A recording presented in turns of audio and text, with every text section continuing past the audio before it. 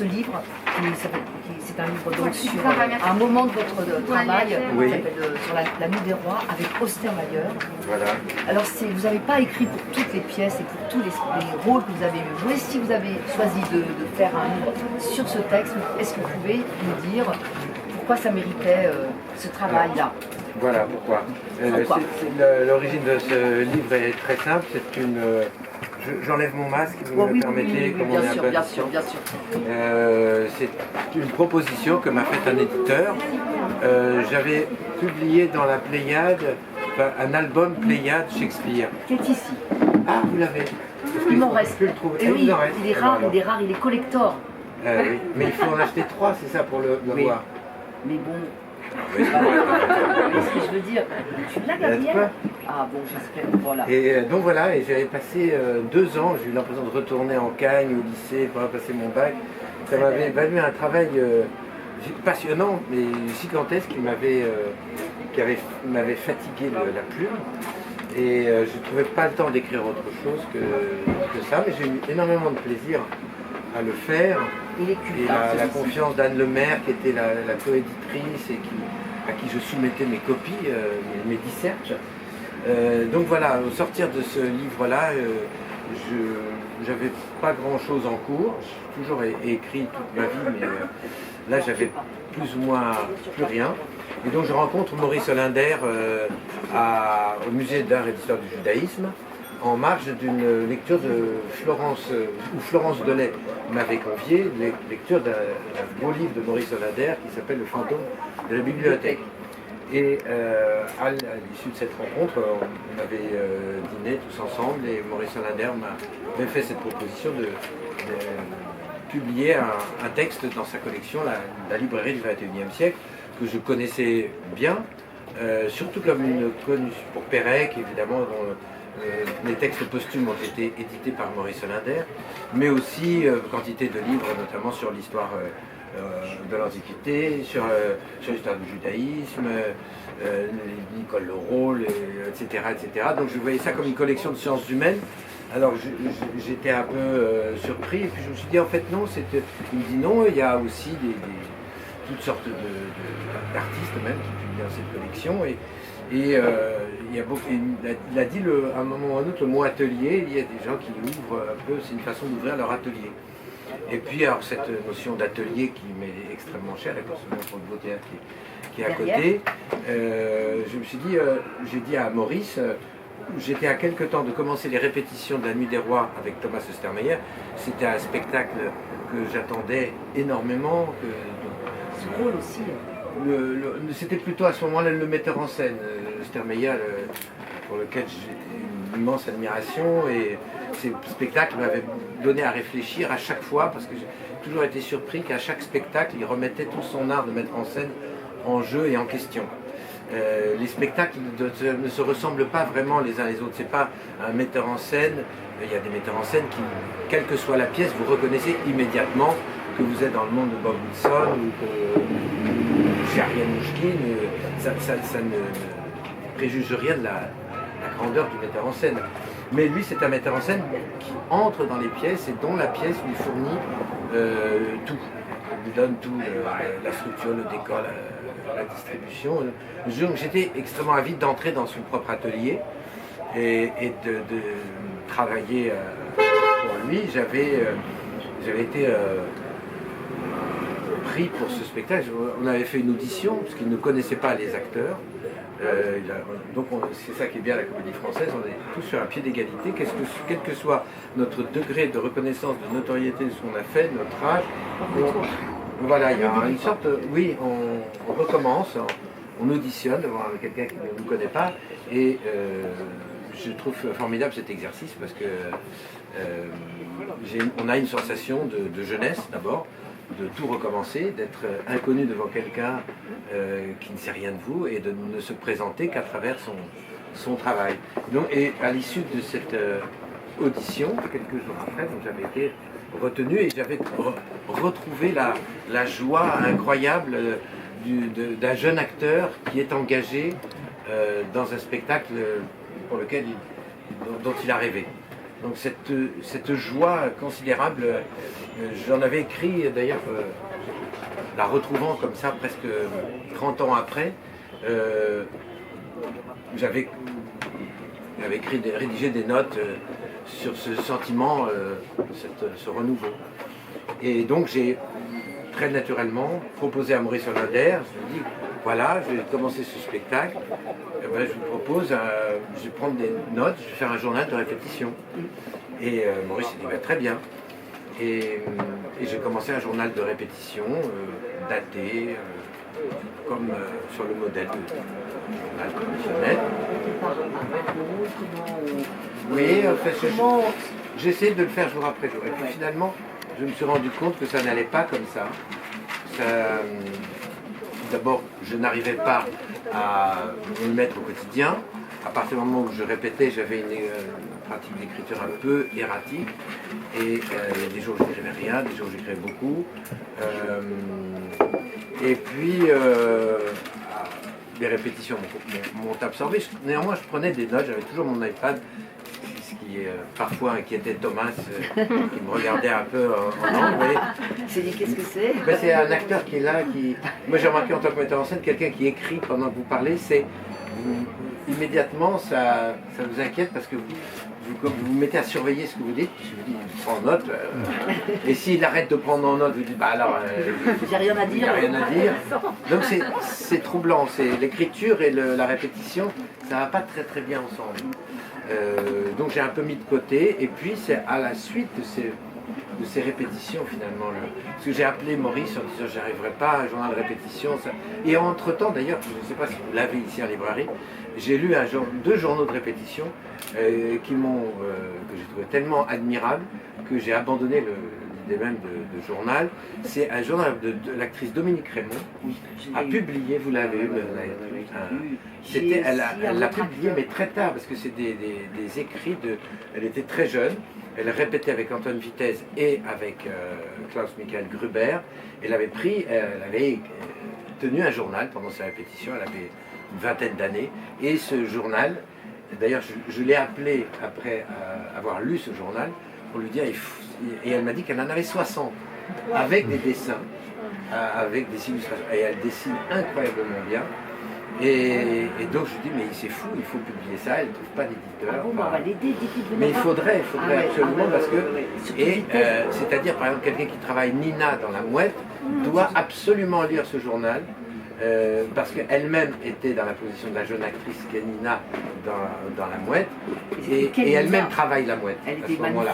Et c'est extraordinaire parce que tout est écrit avec une simplicité extrême, une capacité analytique sidérante, une beauté de style aussi. Et donc voilà, j'ai fermé ce journal, j'ai appelé Dominique, je me dis super, c'est magnifique. Et donc je lui dis, moi je ne veux pas aller sur ce terrain-là. Vous avez évité plein de choses. J'étais un peu trop... ça m'a intimidé d'un coup. Et puis un autre, c'est alors ça je suis sûr que vous l'avez peut-être, c'est le cahier de répétition, journal de répétition de Valérie Dréville sur Médée Matériaux. Qui est absolument... Alors c'est tout le rapport à un maître presque ésotérique, l'entrée dans un langage théâtral d'Anatoly Vassiliev, et c'est un livre absolument magnifique. Donc l'idée de journal de répétition m'a... En plus, c'est pas vers quoi j'allais. Donc j'ai appelé Maurice et il m'a dit une chose très simple et qui m'a aidé. Il m'a dit, écris et ne préjuge surtout pas de la forme finale, ça va se trouver en cours. Si ça va vers un roman, ce sera un roman. Si ça va, je ne sais pas, vers des souvenirs, des mémoires, ça prendra ce tour-là. Si c'est des petites scènes, des anecdotes, j'en sais rien. Donc j'ai continué, et petit à petit, et c'est surtout après le spectacle, en fait, une fois que le spectacle a été joué, que j'ai commencé. Donc c'est une écriture pas de seconde main, mais d'après coup. C'est une écriture de l'après-coup, et après c'est devenu un livre ce sont des scènes, plus ou moins des chapitres assez autonomes, c'est-à-dire que ça peut se lire presque indépendamment les uns des autres. Des moments sont plutôt des moments de répétition, alors ça suit quand même un cours linéaire, c'est-à-dire ça commence à l'audition, et puis ça se finit le soir de la première. Et donc ça L'unité de temps. L'unité de temps. Et sinon, ce sont des textes qui sont titrés. Généralement, il y a un titre qui est soit une phrase du texte qui est devenu le titre et qui est un peu le point, je sais pas, le point nodal du texte en question. Mais voilà, ce sont des moments qui ont trait à des questions toutes différentes. Mais d'ailleurs, les entrées sont très jolies. Hein. Nul n'échappe au désir. Je voulais vous interroger, je voulais vous poser des questions là-dessus. Ouais. La langue à mon usage intime. Bon, déjà, rien que la façon dont vous avez titré on va dire... Ça m'aidait à centrer le sujet un peu. À chaque fois, c'est une flèche qui J'aimais bien prendre dans un texte la phrase qui me semblait immédiatement correspondre à ce que je voulais dire. Parce que parfois, on écrit et on ne sait pas du tout ce qu'on va dire. D'ailleurs, c'est un sentiment, celui que je préfère souvent. Quand on écrit, ça écrit, quelque chose écrit en nous, et puis soudain apparaît le sujet. La chose qu'on traque à travers le texte. Et souvent, je me rendais compte en extrayant, parce que c'est après coup que j'ai extrait ces phrases, je dis voilà, en fait, c'était ça, et la langue à mon usage intime, si je me souviens bien, c'est sur le fait d'apprendre. Je me passionne beaucoup sur cet exercice. Vous savez, tout le monde dit aux acteurs, c'est incroyable comment vous faites pour apprendre tous ces textes. Et tous les acteurs savent que c'est la question la plus insignifiante, parce que en fait, n'importe qui est capable d'apprendre un texte. C'est pas du tout ce qui identifie et ce qui singularise et ce qui fait aussi le propre, voire même la grandeur, la beauté d'un acteur ou d'une actrice. C'est pas sa capacité de mémoire. Donc c'est drôle parce que tous les acteurs et les actrices savent très bien ça. Le public d'ailleurs d'une certaine manière le sait aussi, mais quand même, c'est le truc qui impressionne, qui est mystérieux. Voilà. Comment vous faites pour apprendre tout ça? Alors, prendre la langue d'un autre, quoi, en fait. Pour apprendre des tonnes. Plus il y a de texte, évidemment, plus ça étonne. Alors effectivement, c'est un exercice de ressassement, c'est un exercice de rabâchage, c'est un exercice qui met en jeu la bêtise, l'idiotie, puisqu'on est bête en fait. On remâche, enfin on est comme des vaches qui ruminent, et donc on apprendre un texte, au bout d'un moment, bien sûr, ça vous donne toujours à le comprendre davantage, à l'aimer un plus, à l'affiner, même à projeter des moments de jeu, etc. Mais néanmoins, vous êtes conduit obligatoirement par la nécessité de rabâcher à une forme, vous tombez dans une forme d'autarcie, d'autisme, voire même de bêtise et c'est régressif, quoi. Ça devient le texte qu'on apprend. Il y a un moment, et d'ailleurs c'est un moment qui est très intéressant, c'est souvent le moment où la mémoire commence vraiment à apprendre. Il y a un moment où il n'y a plus aucun acte de pensée dans la délivrance du texte. On le dit de cette mémoire par cœur, cette mémoire qui est celle n'importe qui peut faire quand on dit les paroles de la chanson la plus enfantine, au clair de la lune, mon ami. Bien, vous ne faites aucun effort de mémoire et vous apercevez que c'est en vous. C'est-à-dire que quand vous le dites, vous oubliez que vous êtes en train de vous souvenir de, vous oubliez que vous savez. Et bien ça, c'est le stade qui permet, l'accès au jeu. Donc c'est tout un... Et puis ce qui est intéressant, la période de mémorisation, bon, il y a beaucoup d'acteurs qui font ça entre eux, il y a des italiennes, il y a des répétiteurs, il y a même des acteurs qui n'apprennent pas l'oreillette. Mais pourquoi pas? Pourquoi pas? Moi je crois que j'ai un ami qui m'a dit ça, l'oreillette m'a dit l'oreillette c'est un outil fantastique. Alors je dis sûrement un jour on y viendrait. D'ailleurs de toute façon la santé aussi vous oblige à un moment ou à un autre. La mémorisation c'est une faculté qui demande quand même une bonne santé. À tous les niveaux d'ailleurs, il faut une certaine santé morale aussi, une santé affective même, c'est très très dur d'être, par exemple, dans des états de déprime, dans des états d'extrême fatigue, dans des états malheureux, apprendre un texte, c'est une horreur. Enfin, et puis vous voyez les répétitions qui approchent, et on voit des acteurs dont la vie est perturbée, et qui disent, je sais pas, j'ai pas eu le temps, le metteur en scène est là, bon bah c'est pas grave. Mais la répétition ne peut pas avancer. On encalmine un spectacle. Donc la mémorisation, c'est le moment, c'est l'atelier vraiment, parce que les acteurs ne travaillent pratiquement jamais seuls. Ils travaillent dans les salles de répétition, ils travaillent avec des metteurs, c'est un métier collectif. Et la mémorisation, c'est le moment où l'acteur est vraiment seul dans sa chambre, seul en lui-même, seul dans son cerveau, seul avec sa langue, avec sa langue à tous les sens du terme d'ailleurs. Donc voilà, j'ai écrit sur ce moment-là parce que j'essaye, moi, connaissant la bêtise et parfois la mélancolie de cet exercice, de lui donner de la vie, de lui donner de l'attrait. Donc, j'essaye à travers cet exercice-là, de reconvoquer d'ailleurs souvent d'autres lectures, Alors souvent ça m'empêche d'apprendre en fait, parce que ça me parlez donne... aussi de livres auxquels vous pensez à des livres, vous parlez beaucoup de livres aussi, Lançon, Oui. de Philippe Lançon, qui la veille de cet attentat... Alors, parce que donc, peut-être j'en reviens plus spécifiquement au livre, donc, ça s'appelle, c'est consacré évidemment à ces répétitions de La Nuit des Rois, avec Thomas Ostermeyer, et il y avait dans le... Je ne sais pas si vous connaissez tous le Lambeau, le Philippe Lançon, la veille de l'attentat du 7 janvier, il va donc voir La Nuit des Rois. Dans le livre, je crois que je me suis trompé, je crois que j'ai dit que c'est au quartier d'Ivry. Et je dis non, c'est pas à la Tempête. C'est la tempête. Oui, C'était à la Tempête. Alors, donc voilà. Il faut corriger le livre. Donc, il y a déjà une première erreur. Je pense qu'il y en a d'autres. Et je sais pas, ça m'a sauté. Vous savez, on fait des épreuves, on corrige des épreuves, et puis finalement. Et donc, là, à la Tempête, donc, et il voit La Nuit des Rois.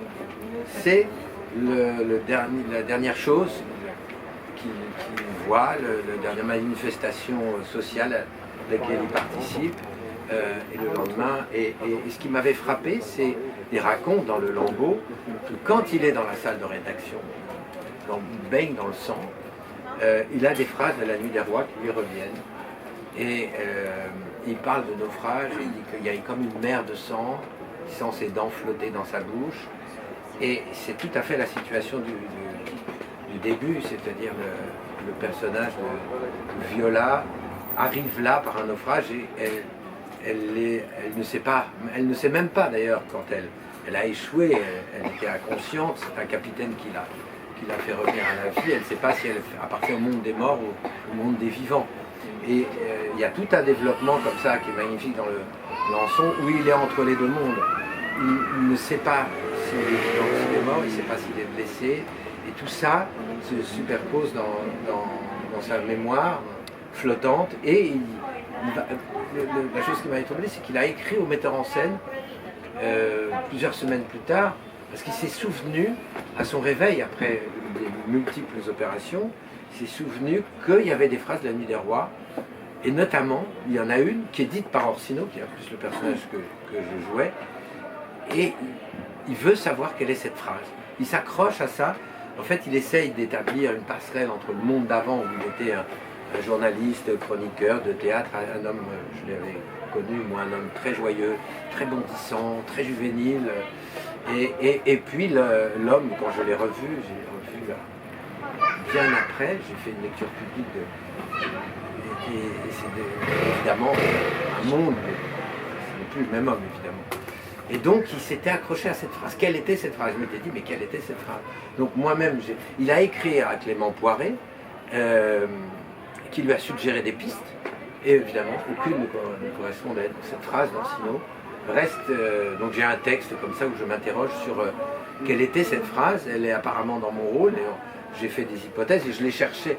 Curieusement, je l'ai trouvé plus dans d'autres personnages, et notamment dans le personnage de Viola, qui est ce personnage qui échoue, qui est entre deux mondes, qui n'est plus... ensuite qui change de sexe. Donc voilà,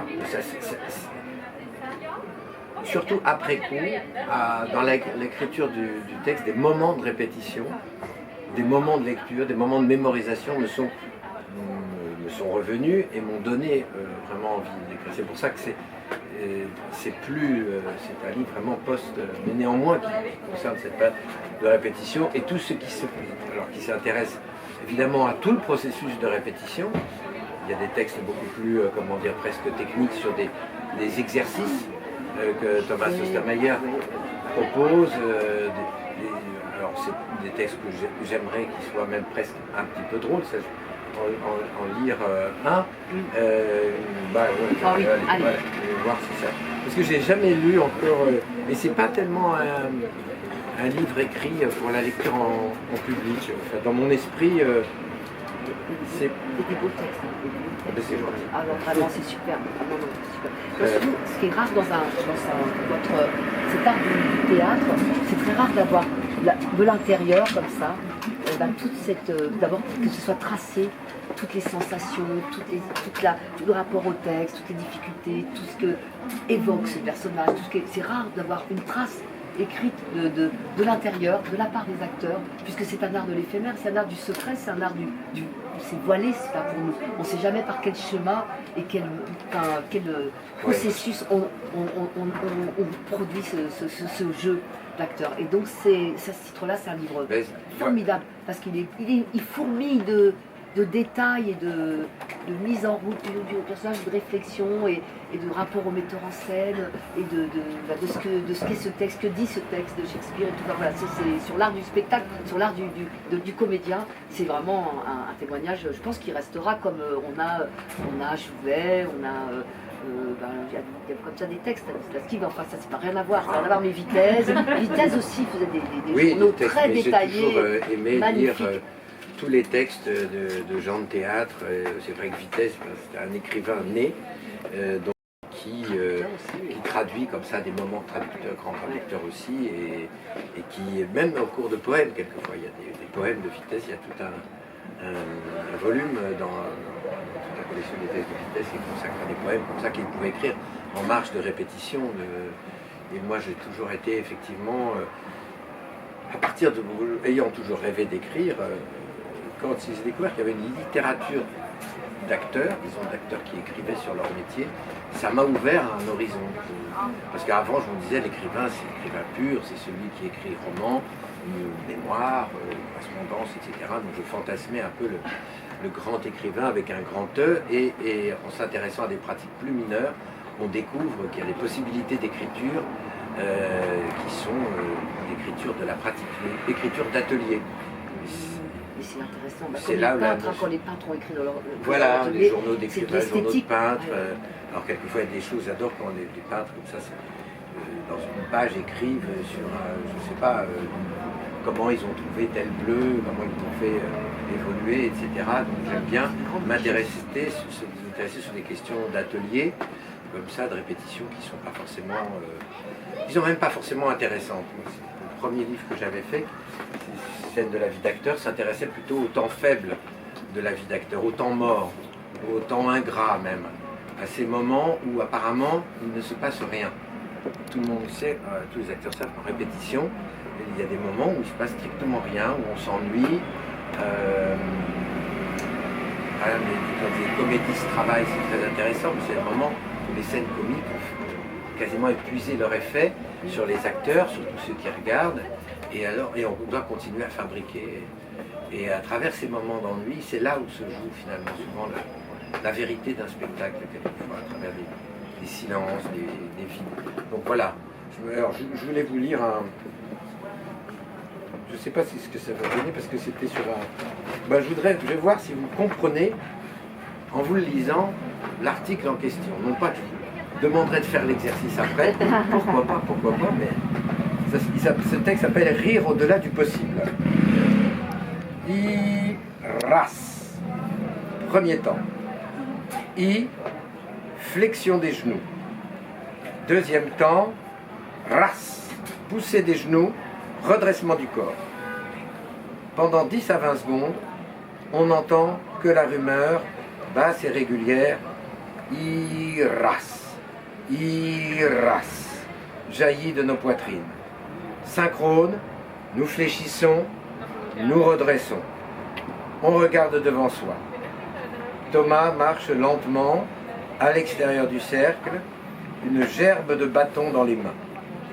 Il en donne un à Christophe qui, sur le I, descend en le tenant vertical et sur le ras, l'envoie souplement sur sa gauche, incurvant la trajectoire du bâton afin que Stéphane ait le temps de le recevoir sur le prochain I sans avoir à le chercher ou à le guetter, vous voyez, comme ça.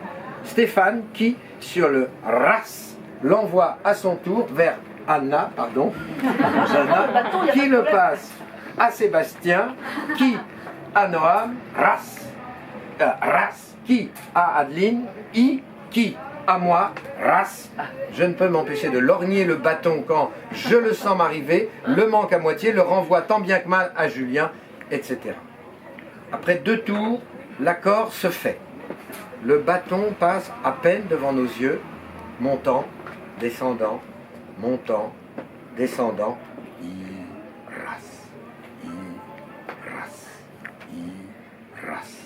Pas d'accélération, pas de décélération. Nous sommes une horde régulière, un seul souffle, un cœur vaste et lourd. Thomas introduit peu à peu tous les bâtons dans le cercle selon le même principe. Une forêt circule bientôt de main en main selon ce rythme. Les bâtons nous arrivent naturellement dans la main à chaque flexion et en partent de même à chaque extension vers le partenaire qui les reçoit sans effort ni regard et les renvoie de même. Rythme établi, nous devons faire silence. Iras intérieur. Tandis que nous suivons la cadence. Continuant en nous-mêmes, sous la peau. Nous devons lancer les répliques d'une scène. Tentative délicate. Sœur Toby, aussitôt, un bâton échappe, puis 2, le rythme est perturbé, 3 de chute. Ne ramassez pas! Silence à nouveau. Thomas réintroduit les bâtons. On recommence. Je reçois un bâton dans la figure. Quelques répliques fusent. Dire toute une scène relève de l'impossible. On essaie quand même. Ma main, parfois, attrape du vide. Allez, encore une fois. Ce matin, la chaleur montant dans la salle de répétition, sur le sable d'Illyrie, un rire général est monté. Thomas lui-même y cédait, un rire franc, irrépressible. Je ne sais plus d'où il est parti, quel en a été le prétexte, mais c'était dans l'air. Iras, iras, iras. Césario, ce morceau-là, encore, cette chanson d'autrefois. Ras, iras, que nous écoutions la nuit dernière, bâton dans la figure. Iras. Il semble qu'elle soigne ma passion. Iras, bâton par terre. Mieux que tous les airs stupides de notre époque. Ras. J'aime cette attention au partenaire, ce partage du souffle, cette sortie hors de soi, cette dépense carnavalesque. J'aime la synchronie, l'harmonie générale où nous parvenons graduellement. Le calme revient, les rires s'estompent, le souffle s'apaise. Détente physique. Nous nous trouvons 2 par 2, frottement des mains, massage du dos du partenaire, décontraction du visage, profération d'onomatopée pour assouplir le larynx. Je m'occupe de Laurent qui continue de me faire rire au-delà du possible. Voilà, c'est plus un texte sur ce climat de répétition qui était un climat à la fois très très concentré. On était capable comme ça de trouver ces exercices qui demandent une concentration, une attention démente pour arriver à ce qu'il y ait un cœur comme ça, qui s'envoie. Et c'était très beau d'ailleurs, des moments je levais les yeux parce que je regardais devant nous, de voir toute une forêt de bâtons comme ça tourner lentement sur un seul rythme. C'est un début de chorégraphie, on aurait envie presque de l'introduire dans un spectacle. Et puis de voir des bouts de répliques qui sortaient, évidemment on n'y arrivait jamais, donc ça crée un climat comme ça de ferveur, de décontraction et de gaieté. Qui faisait qu'après la répétition de scènes de comédie, on n'avait pas l'impression de faire un effort pour essayer d'être drôle, soit drôle. L'injonction qui existe en comédie, soyons drôles, était complètement supprimée. N'essayez absolument pas d'être drôle. Puisqu'on était gai, joyeux, ça nous suffisait. La gaieté comme ça était moins le fait de déconnades, de blagues ou de morceaux du texte plus ou moins malicieusement tournés que l'effet d'un bien-être, disons, d'une gaieté franche. Pas une gaieté, vous voyez, enfin une profonde, quelque chose un sentiment profond dans la joie, dans la C'est gaieté. comme sortir aussi de la psychologie aussi. Complètement. Ah, Voilà, bah oui. c'est vraiment un moyen d'être dans le jeu et de sortir de la psychologie toutes ces... Alors, ça c'est, oui, il y a un autre, c'est typique des metteurs en scène allemands. Je ne sais plus où j'ai sur la haine de l'intentionnalité, ce qui est souvent ce qui caractérise les metteurs en scène allemands. J'avais travaillé avec Matthias Langhoff, c'est détester l'intentionnalité, le fait de donner une intention. Dans quelle intention je dis cette réplique, pourquoi je la dis. Alors ça, je sais que Matthias Langhoff, pour tuer ça, il donnait aux acteurs. Il fait des iras. Ah, oui, il a pratiqué, il donnait un nombre d'actions à faire. Pour certains qui ont peut-être vu des spectacles de Langhoff, c'était des décors énormes avec une multiplicité d'espaces, d'accessoires, d'objets de toutes sortes, présence d'animaux, présence d'autres acteurs pendant la scène en cours, qui fait que tout le monde était surchargé d'actions à faire et que souvent le texte était dit alors qu'on va de la viande, on nourrit une poule, on va balayer là, il y a 3 personnes qui rentrent. Et tout ça, c'était l'obsession, c'était pour que les acteurs ne pensent pas à ce qu'ils disent, ou ne pensent pas ce qu'ils disent. Ça tenait une proportion extrêmement comique, parce que parfois, même arrêter en disant mais pourquoi tu dis ça comme ça, hein? Ben, je sais pas, moi je suis obligé de couper le pain et après il faut que j'aille découper ça. Si je crois que j'ai le temps de penser à ce que je dis. Et donc il y avait des choses comme ça très très étonnantes. Ça c'est l'école allemande. C'est un peu l'école allemande. Il faut absolument je dirais pas éviter... que tous les Allemands sont comme ça, mais Gruber était un peu comme ça. Enlever le côté volontariste et... Voilà, la haine de l'interprétation volontariste. D'un jeu trop signifiant ou d'un jeu investi par une... Voilà. Le texte on est traversé et l'autre obsession alors, de Thomas, c'était que le jeu, il n'est pas en nous, il est entre nous, toujours. Il n'y a pas d'intériorité, on s'en fout complètement.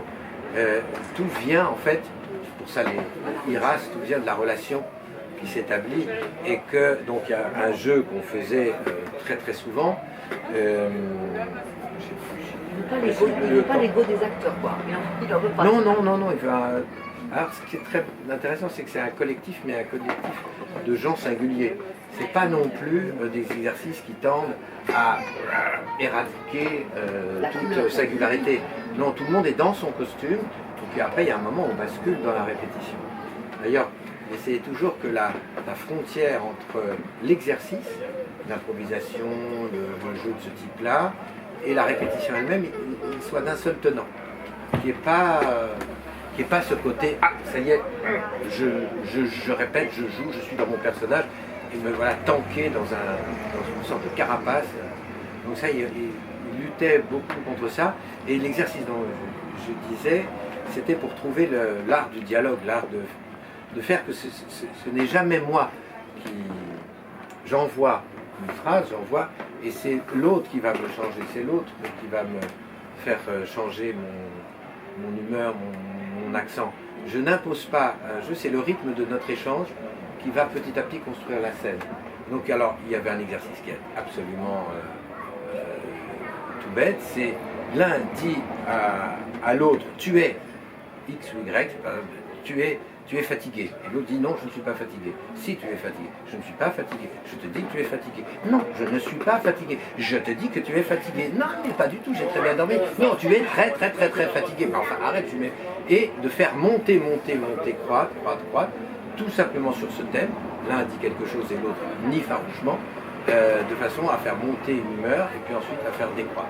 Alors ça, il aimait beaucoup ça. Il disait que chaque scène, ensuite, après tout, chaque scène de théâtre, elle est montée sur un système de Acmé, d'Apollose. Enfin, il y avait un prof au conservatoire qui utilisait ces termes-là.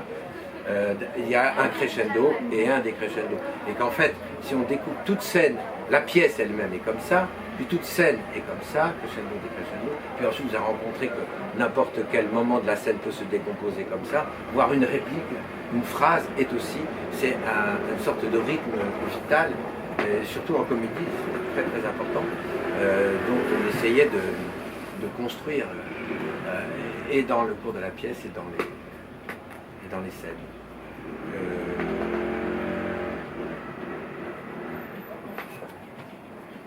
Je sais pas. Ah bah attendez. Peut-être des questions. Bah, des questions peut-être. Gabriel, vous n'avez pas de questions? Vous avez lu le livre? Ah mais Gabriel, on se connaît trop pour...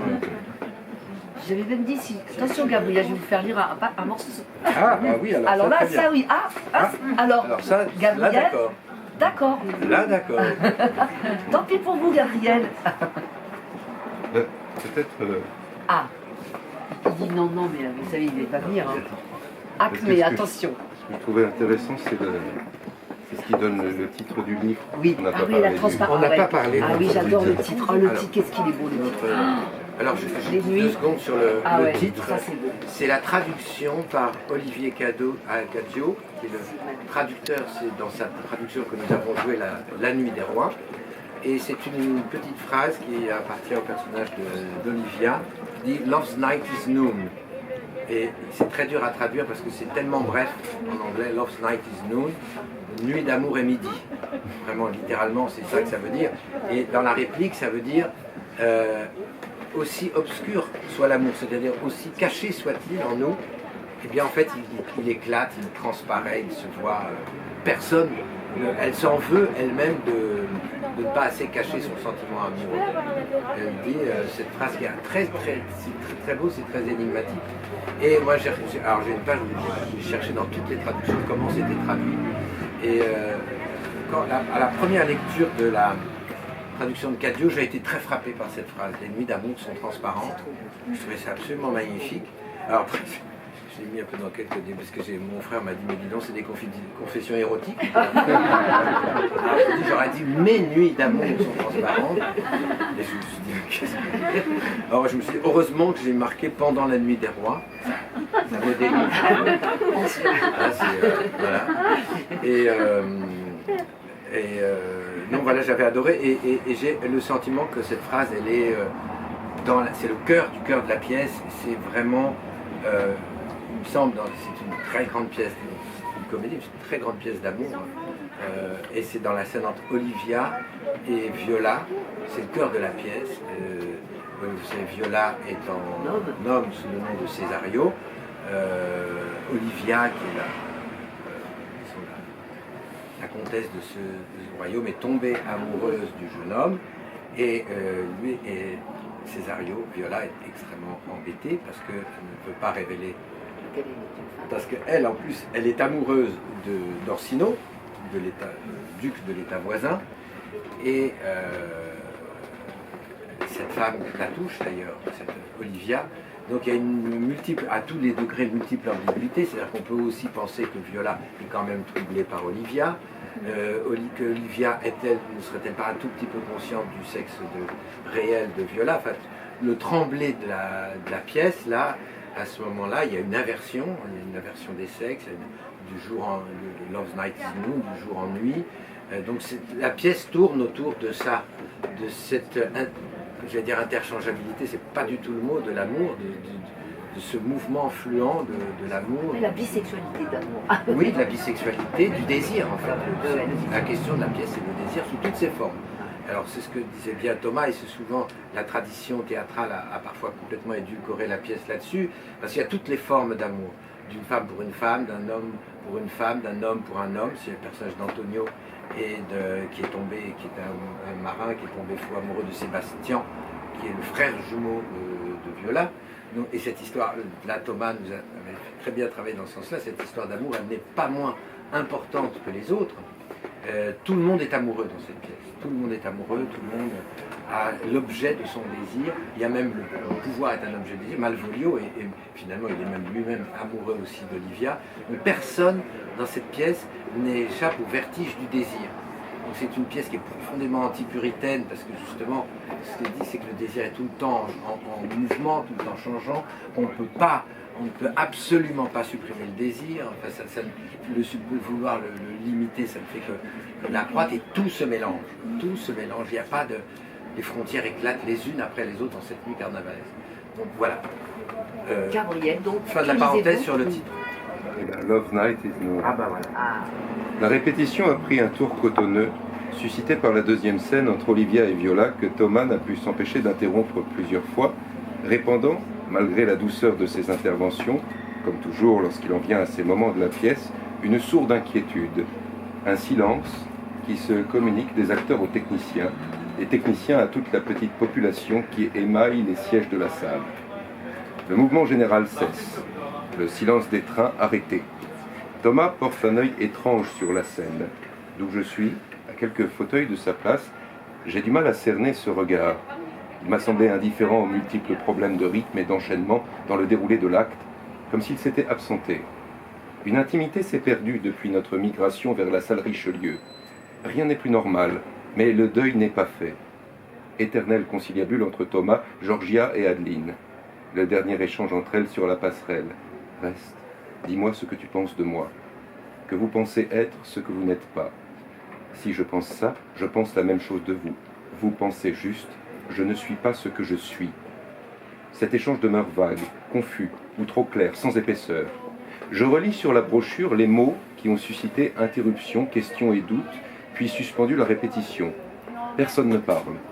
Adeline demande à Stéphanie, assistante régisseuse qui tient en main le texte, de lui souffler le début de son court monologue après la sortie de Viola. J'entends de la bouche de Stéphanie « Oh, cette expression pleine de mépris et de colère rend son dédain magnifique. Une passion qui veut se dissimuler se trahit plus vite que la culpabilité d'un meurtre. Les nuits d'amour sont transparentes. » Cette dernière expression jaillit à la fin de l'ensemble, opaque et lumineuse.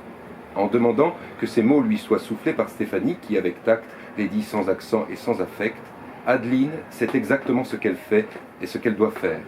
Je me l'ai redit pour moi-même, lisant sur ma propre brochure. Je regarde Adeline et Georgia, c'est comme si je les entendais quand elles joueront ce passage plus tard en public. Debout sur la passerelle, elles se font face, 1 mètre les sépare. Olivia.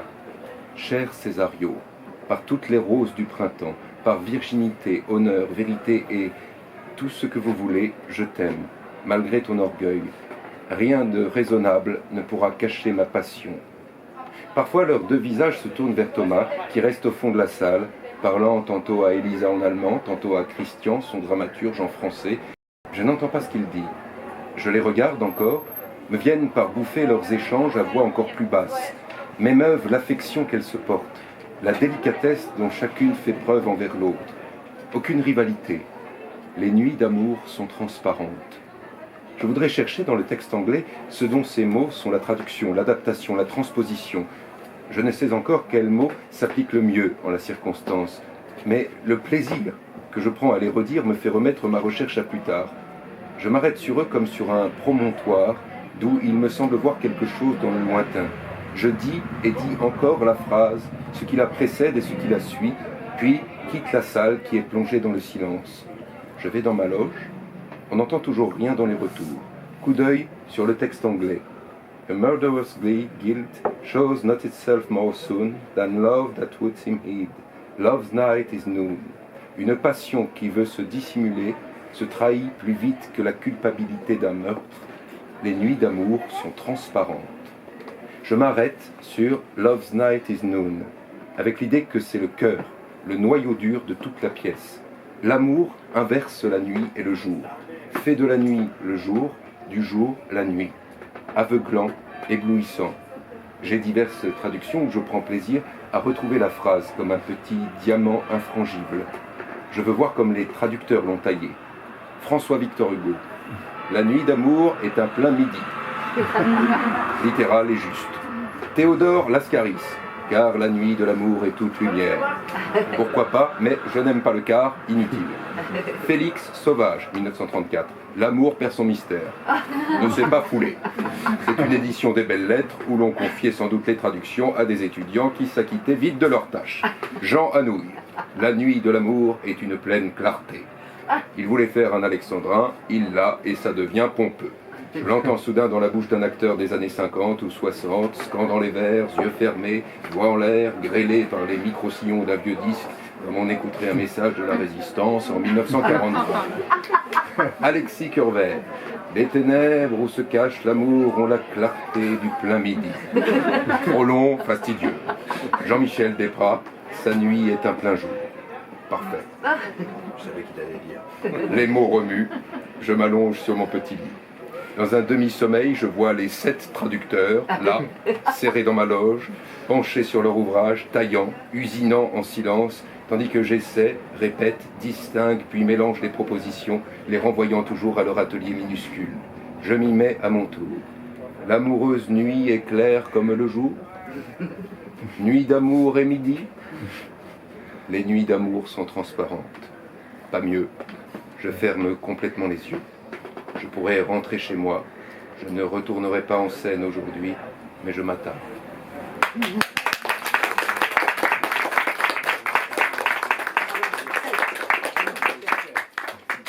En impro comme ça, on l'a poussé sur la... Ouais, C'est non, mais petit, merci, c'est très tôt. Hein? On l'a poussé sur le très tôt. Ouais, mais c'est super. C'est bête, Marianne est là, j'aurais dû lui dire... Marianne de Nico. Mais c'est Marianne. Mais oui, Je suis elle aurait pu, elle Je aurait me suis pu. dit, mais on dirait. Je suis masquée. Mais oui, mais on On dirait dirait Marianne de Nico. J'ai pensé ça m'a. Ah oui. C'est l'esprit comme ça.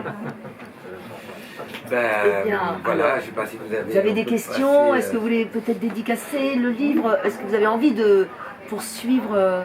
On vous a un peu ouvert ce livre, mais l'idée c'est de cheminer avec lui tranquillement dans votre chambre, parce que c'est un livre vraiment nourrissant, inspirant, très beau, quoi. Vraiment, je voulais vous inviter pour ça, si vous vous dire tout ça.